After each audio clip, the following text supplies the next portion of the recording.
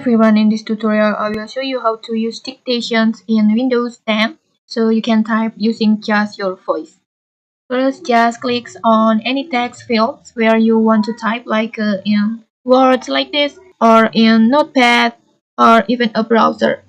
And then just press Windows and H like this on your keyboard. And if this is your first time, you might see a message asking to enable switch services like this. Just tap on it and then just turn off like this. And once it's on, just press Windows plus H again and then just wait for the initializing.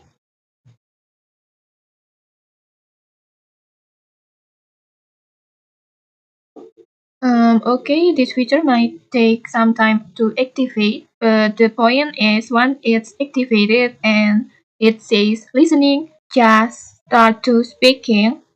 Just say whatever you want and Windows will type it for you instantly. And don't forget you can say punctuations too like a comma or a question mark and more. And okay, maybe that's it how to use voice typing in Windows 10. It's super handy for notes, emails or hands-free typing.